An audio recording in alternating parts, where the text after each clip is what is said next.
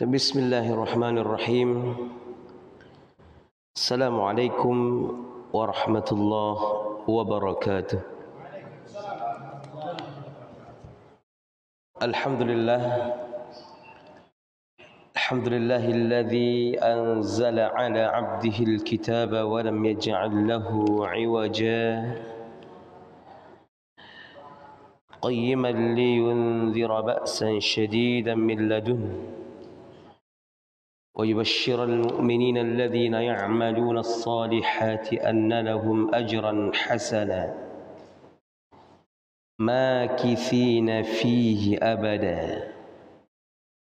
والصلاة والسلام على أشرف الأنبياء والمرسلين وعلى آله وأصحابه ومن تبعهم بإحسان إلى يوم الدين.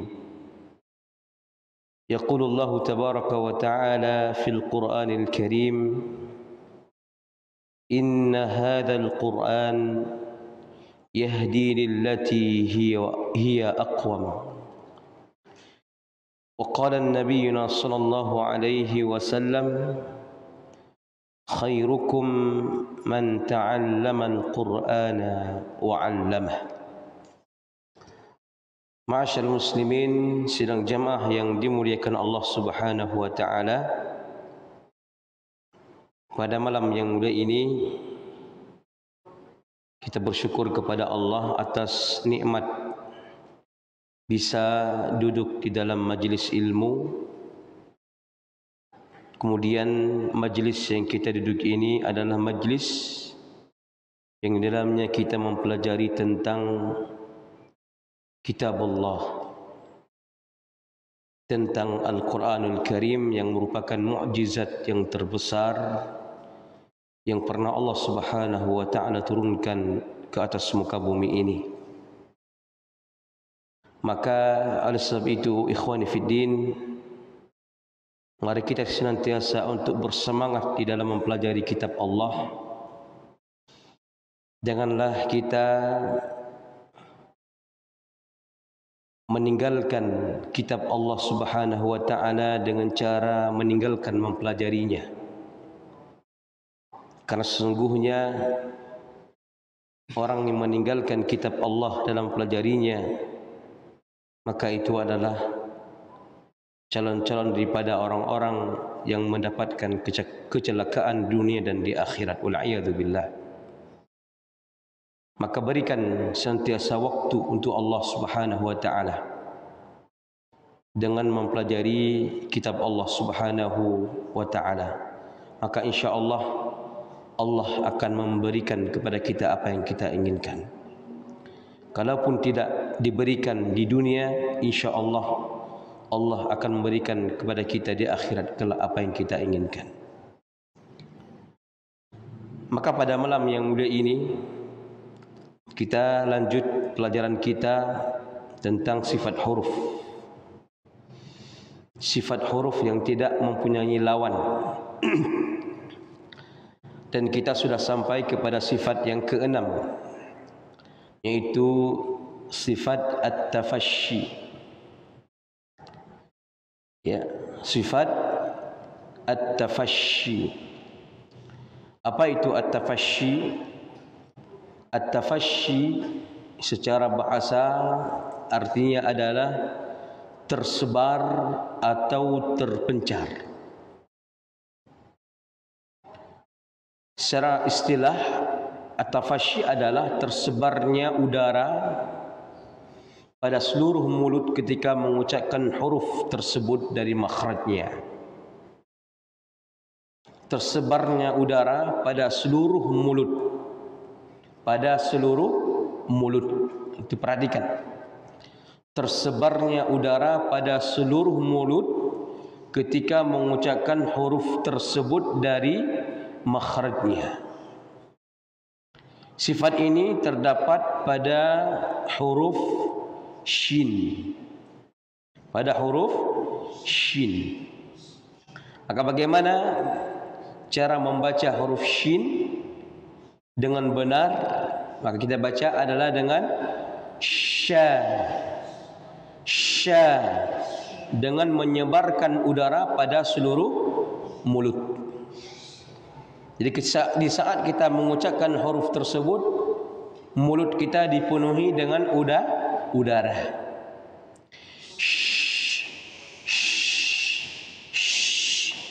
Sha, sha, shi, shu, ash, sha, shi, shu, ash, sha, shi, shu, ash.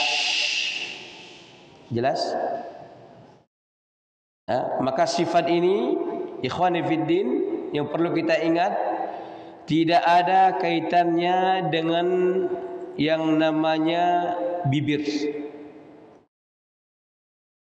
Karena sudah kita pelajari bahwasanya shin itu huruf yang keluar dari mana?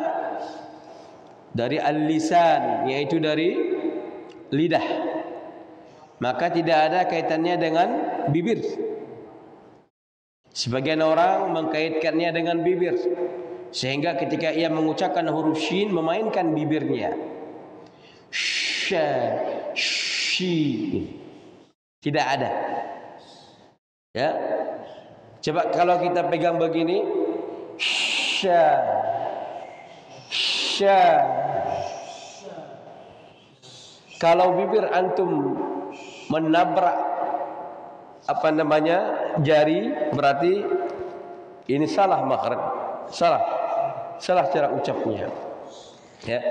Sha, shi, shu. Berbeda di saat dia dhammah. Ya, dhammah seluruh huruf diucapkan dengan memoyongkan bibir. Ya. Di saat fathah dan kasrah dia tidak ada kaitannya dengan bibir. Sha, shi, shu, ash, ash. Mari kita ucapkan sama-sama. Sha, shi, shu, ash, ash, ash. Syahidallah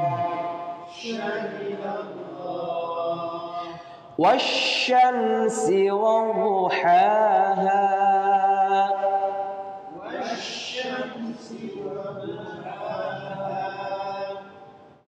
Ya.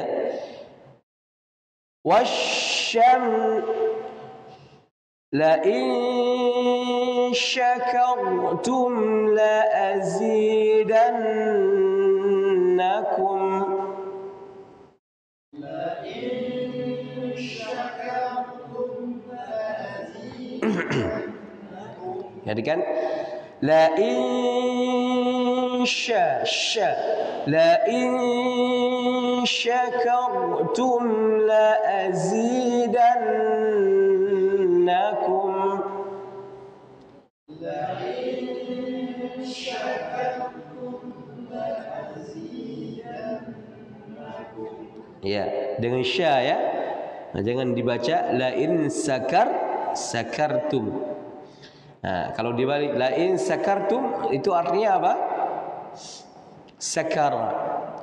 Sakara artinya mabuk. Ya, la azidannakum. Jangan baca la ajidannakum. Lain lagi. La in sakartum la ajidannakum itu artinya apa? Jika kamu mabuk saya tangkap. Ya gitu kan? La ajidannakum. Udah lain arti. Padahal ayatnya la in syakartum, jika kamu bersyukur maka akan aku tambah nikmat pada kalian. Ya, tapi kalau kita bacanya enggak belajar Al-Qur'an dengan benar, tidak belajar tajwid, ya. Kebaca la in sakartum la ajidannakum. Lagi ni bulan-bulan seperti ini banyak orang baca seperti itu. Terutama di saat ceramah membuka kegiatan bid'ah itu ya. Sering dibaca ayat ini, dibawa ada Pak RT, Pak RW, Pak Imam, Pak macam-macam bapak-bapak itu. Ada sebenarnya baca la in sakartum la ajidannakum, dengan beraninya dia mengatakan seperti itu. Dah lain artinya padahal. Ya, jika kamu mabuk saya tangkap itu Pak RW ya. Nauzubillah min dzalik. Maka pentingnya kita belajar dan tajwid supaya tidak salah. Sya bukan sa. Sya dia beda. Beda sya dengan sa. Beda sya dengan sa. Beda sya dengan sa. Jelas? Syasa. Coba. Syasa. Syasa. Kemudian syafa. Syafa. Beda kan? Beda. Ya. Baik. Maka ini sya satu-satunya huruf yang memiliki sifat tafashi. Apa arti tafashi? Tersebarnya udara di dalam mulut. Ya. Baik. Selanjutnya kita pindah ke sifat yang ketujuh. Sifat yang ketujuh adalah sifat istitalah. Istitalah. Apa arti istitalah? Secara bahasa artinya memanjang. Tawil. Istitalah, memanjang. Yaitu bergeraknya lidah ke depan setelah tepi lidah menempel pada gigi geraham atas, hingga ujung lidah menyentuh pangkal gigi atas, yang disertai adanya udara yang menekan dari belakang lidah. Sifat ini terdapat pada huruf dhad. Pada huruf dhad. Ya, lihat. Perhatikan. Bergeraknya lidah ke depan setelah tepi lidah menempel pada gigi geraham atas. Geraham ada geraham. Geraham itu paling belakang ya. Menempel, tepinya menempel dari belakang ya. Hingga ujung lidah kemudian ia bergerak, memanjang, maka disebut dengan istitalah, bang. Jadi lidah kita misal gigi ini gigi geraham, pertama di sini Allah. Dari sini dia pergi kemudian berjalan sampai ke depan sampai menyentuh gigi atau gusi gigi seri atas. Menyentuh gusi gigi seri atas. Nah, ini atas nih. Dalamnya gusinya. Maka di situ keluar huruf, maka sifat itu terdapat pada hanya satu huruf, yaitu huruf wa. Coba. Wa. Wa. Wa. Wa. Wi. Wu. Wa. Wi. Wu.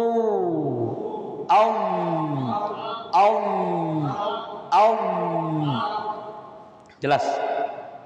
Kenapa disebut istitalah? Karena ketika dia diucapkan hurufnya, ya, dia itu lidah kita bergerak, memanjang dari belakang gigi, apa namanya di belakang? Geraham, kemudian menuju ke depan sampai menyentuh gusi gigi seri bagian atas. Maka dia memiliki sifat istitalah.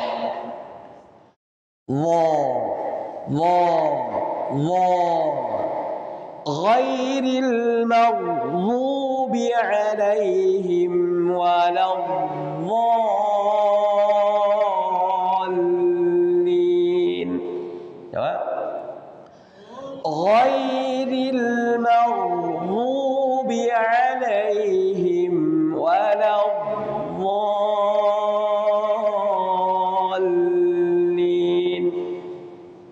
Ya. Wujuhun yawma idzin nadhirah. Ya.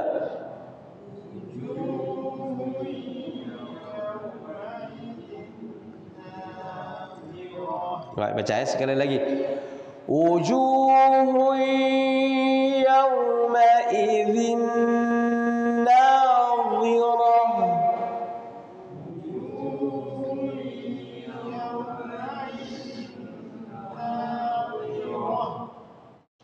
Ya, faulaika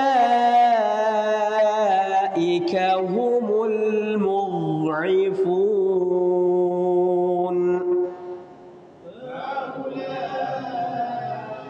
Kahumul mud'ifun.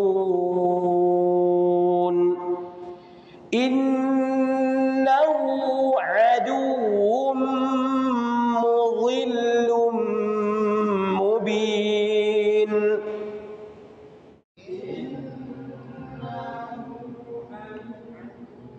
Baik.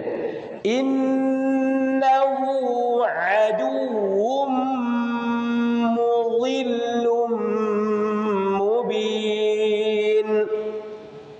Innahu aduwwum mudhillum mubin.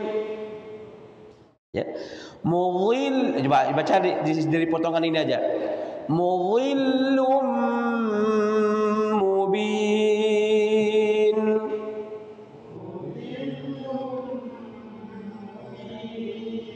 Nah, perhatikan, jangan lagi dibaca mudillum.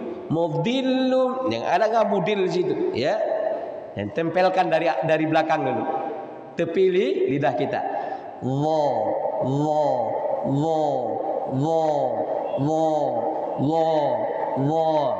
Ustaz, boleh menggelembung enggak? Kami baru-baru belajar susah. Harus menggelembung baru benar, gitu ya. Silakan dulu. Silakan. Maka sebagian para ulama membolehkan menggelembung, yang penting bacaannya benar. Mau menggelembung mau tidak menggelembung silakan. Yang penting bacaannya benar, makhrajnya, sifatnya itu sudah benar. Ya, tidak masalah. Ya.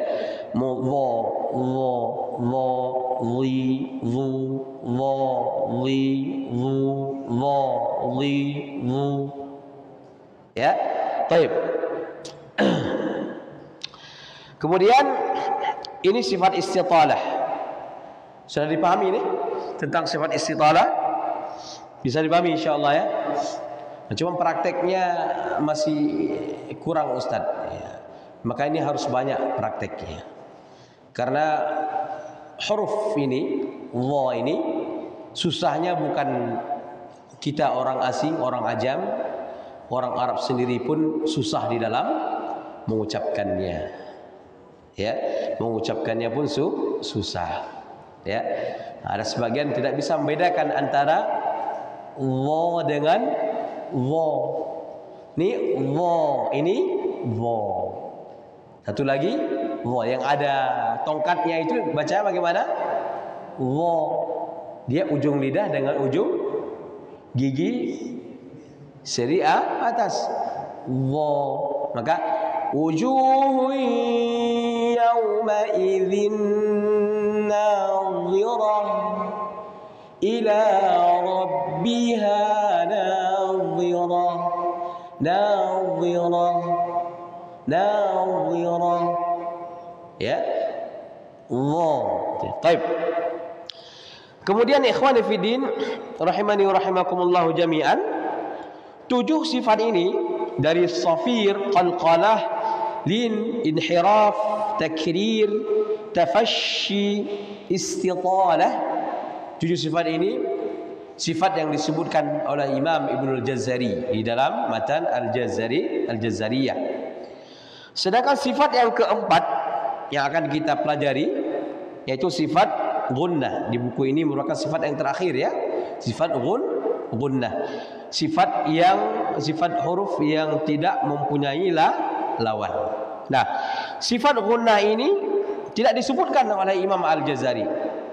Namun disebutkan oleh Imam Asy-Syatibi rahimahullahu taala. Sifat gunnah. Apa tujuannya kita atau disebutkan sifat gunnah ini? Supaya kita lebih sempurna di dalam membaca Al-Quran.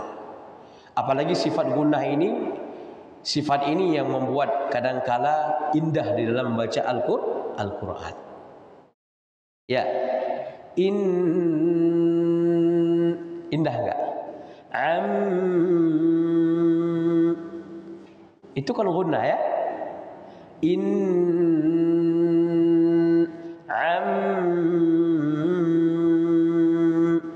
Ya. Taib. Apa itu sifat gunnah? Yaitu suara yang keluar dari rongga hidung. Rongga hidung. Ya. Yang sifat ini mengikuti huruf nun dan mim. Yang dimaksud dalam bahasan ini adalah gunnah mutatawwalah. Gunnah yang dipanjangkan pada tingkatan A dan B. Bukan pokok gunnah yang ada pada huruf nun dan mim. Dan gunnah memiliki 4 tingkatan. Kata beliau, gunnah itu bisa dikatakan suara yang keluar dari hidung. Itu gunnah.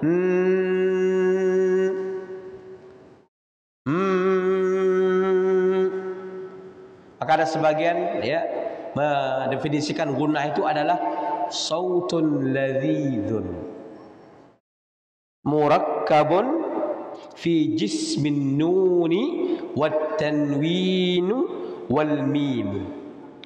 Apa artinya? Gunnah itu adalah saut. Apa arti saut? Suara yang ladzid. Apa arti ladzid?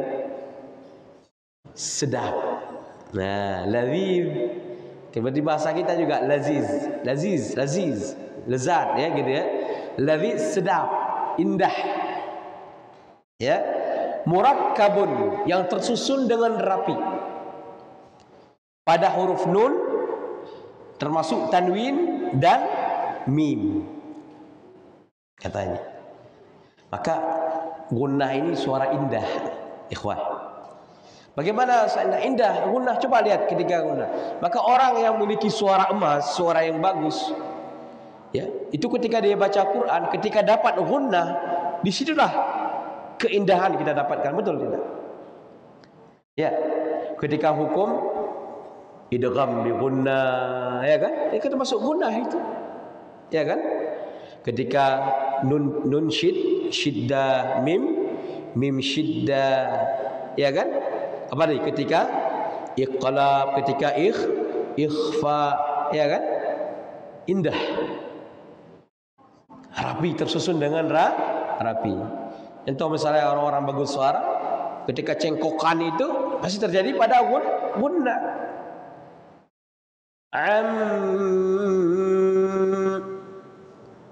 Bukan di ayat yang indah, tapi di mohon maaf ini, walaupun maksiat, penyanyi pun di saat gunnah bagus suaranya. Betul tak? Ya. Maka kadang-kadang digunakan oleh penyanyi.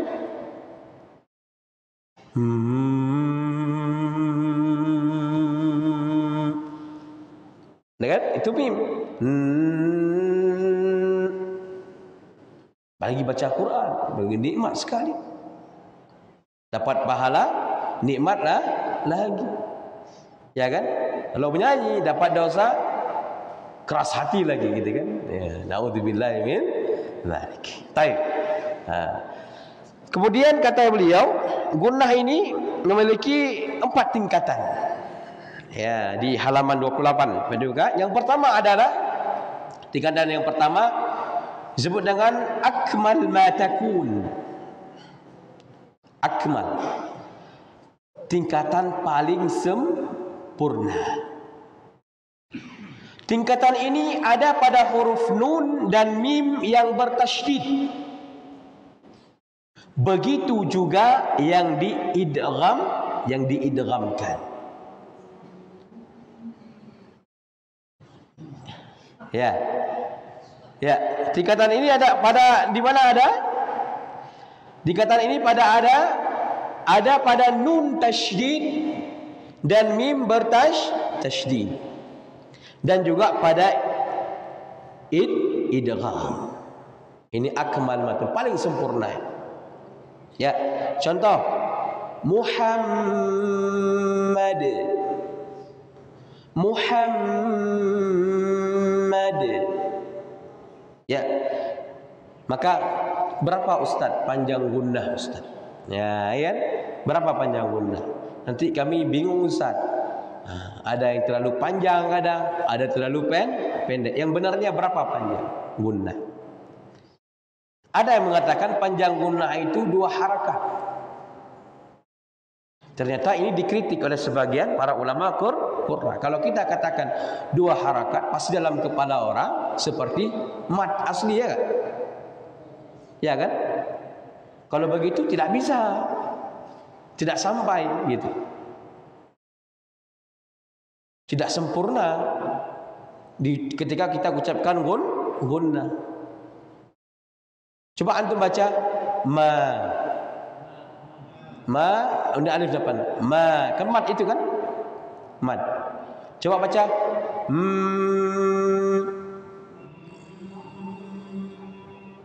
ya. Taib. Ini coba yang sebelah sini antum baca yang sebelah sini antum baca mim tasydid. Tamam? Barengan ya, barengan. Coba kita lihat mana lebih panjang, yang baca mim tasydid atau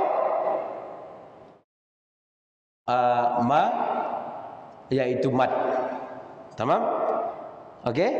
Nah, taib. 1, 2, 3. Ini sudah habis, ini masih ada kan? Iya kan? Sini sudah selesai, di sini masih gitu kan? Kalau 2 harakat berarti ini berarti kurang gitu kan? Maka 2 harakat dikatakan, maka 2 harakat pada gunnah tidak sama dengan 2 harakat pada mad. Maka sebagian para ulama mengatakan, katakan 2 harakat, yaitu 2 harakat gunnah. Paham? Berapa panjang gunnah? 2 harakat gunnah. Ada penambahan kalimat gunnahnya. Sebagian para ulama mengatakan bukan 2 harakat. Tidak pakai dua harakat ini, pakai 3 kali ketokan aja. Tapi dengan ketokan yang standar. Tidak cepat, tidak lama sekali. Contohnya amma yatasaalun. Jelas? Amma cukup kan ini dengan? Cukup. Jangan cepat kali. Amma selesai. Amma. Tidak. Ya kan? Jangan lambat kali juga.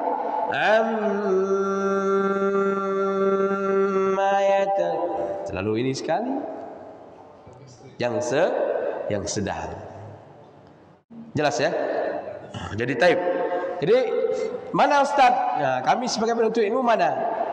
Ya, boleh kita pilih 3 kotokan biar kita mudah untuk memahami. 3 kotokan yang sedang.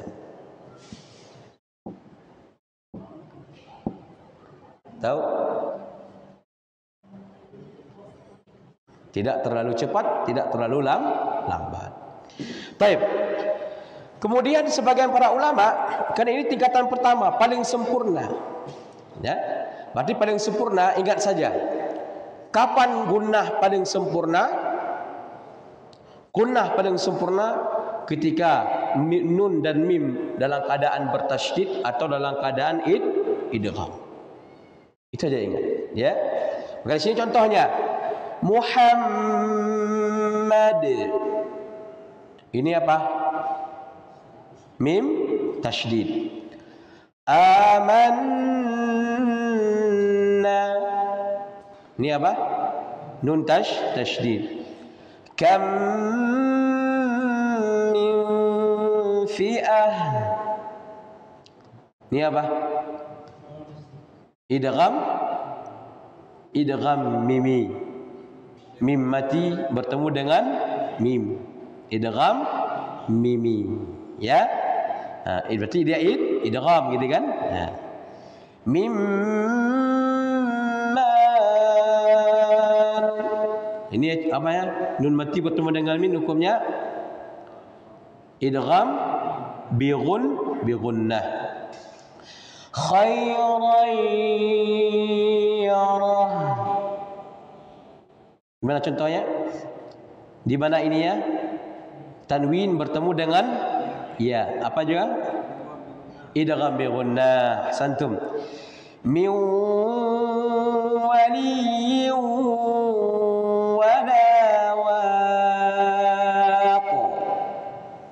miu, nun mati bertemu dengan waw, idgham bi gunnah. Ya. Idh kam ma'ana. Di mana ini ya? Ba mati bertemu dengan mim. Apa namanya? Idgham apa namanya? Mutajanisain. Bertemu dua huruf yang sama makhrajnya, berbeda sifatnya. Ba dengan mim sama makhrajnya, syafatan, dua-duanya sama. Ba dengan ma, ya kan? Dengan bi, huruf makhrajnya bibir. Sama makhrajnya tapi sifatnya berbeda gitu. Maka satu-satunya yang dikecualikan di dalam idgham mutajanisain yang boleh didengungkan, digunnahkan ketika ba bertemu dengan mim. Yang lain tidak dengung. Jelas ya? Maka di sini baca idh kam ma'ana. Gunnah ya? Dengung ya? Taib. Nah, ini tingkatan pertama, paling sempurna. Tingkatan yang kedua adalah tingkatan kamilah. Apa arti kamilah? Sempurna. Tingkatan ini kurang sedikit dari tingkatan di atas. Ia ada pada nun dan mim yang ikhfa. Ikhfa. Mim, nun atau mim yang ikhfa atau iqlab. Nah, semua tambah sedikit atau iqlab juga ada iqlab. Contohnya wala man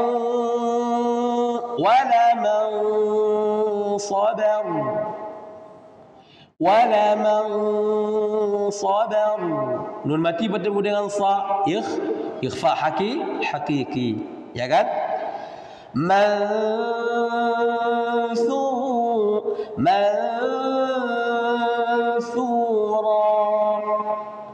Nun mati bertemu dengan sa juga ikhfa hakiki. Hum barizun. Mim mati bertemu dengan ba. Hukumnya? Mim mati bertemu dengan ba. Ikhfa syafawi. Ya. Ikhfa syafawi. Hukum mim mati ada berapa? Ada idgham mimi, ada ikhfa syafawi, ada idhar syafawi. Nanti ke depan akan kita pelajari insyaallah. Tapi dah lupa antum ya. Tapi sudah pernah kita pelajari ini sebenarnya. Ya. Barakallah. Karena kita banyak makan nasi sehingga kita banyak lupa. Nasi yang saya lupa. Baik. Yang kemudian contoh yang terakhir mim ba'd. Ya, ini apa hukumnya? Nun mati bertemu dengan ba.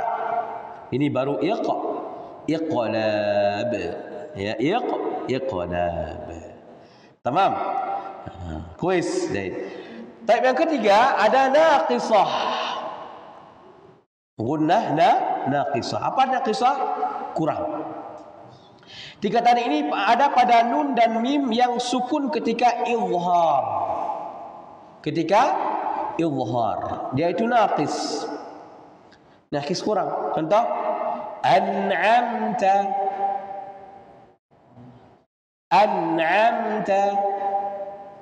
Ada gunnah yang ada sedikit sekali. Hampir kita katakan tidak ada. Jelas.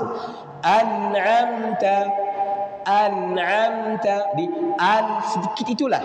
Maka disebut dengan gunnah naqisah. Fahimtum? Ya. Ada pada apa di gunnah naqisah? Ada pada nun dan mim yang sukun ketika idhhar.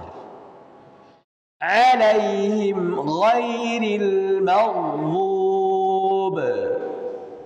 Ya, alaihim ghairil maghdhub. Kau boleh dibaca alaihim ghairil. Ini salah itu. Itu juga ketika an'amta. Ada mentang-mentang bagus suaranya, dia lagakkan di an'amta. Siratal ladzina an'amta. Ini sibah ini ya. Baik. Yang terakhir. Anqas ma takun. Ini paling kurang. Tingkatan paling kurang. Kapan tingkatan paling kurang itu? Tingkatan ini pada nun dan mim yang berharakat, yang berbaris. Ini ada gunnah, tapi gunnahnya paling kurang. Nahnu a'lamu. Kalau begitu berarti semuanya ada gunnah gitu kan? Semua huruf ada gunnah ketika berharakat gitu kan? Maka dikatakan ini paling kurang sekali. Ya, maka tidak boleh kita baca nahnu. Itu intinya. Jangan ketika nanti nahnu. Ini bermasalah. Paham ya? Nah, begitu juga namariqu. Jangan mentang-mentang ini huruf mim, dia kan punya sifat gunnah Ustaz, tapi gunnah paling kurang. Berarti cara bacanya bagaimana? Namariqu. Enggak boleh. Tidak boleh. Biasa aja. Namariqu. Itu ya. Taib barakallahu fikum. Taib, sudah selesailah pembahasan kita tentang masalah sifatul huruf. Idznillah kalau ada kesempatan kita akan melatih mengucap huruf pada pertemuan selanjutnya biidznillah taala. Barakallahu fikum. Subhanakallahumma bihamdika asyhadu an la ilaha illa anta astaghfiruka wa atubu ilaik. Wassalamualaikum warahmatullahi wabarakatuh.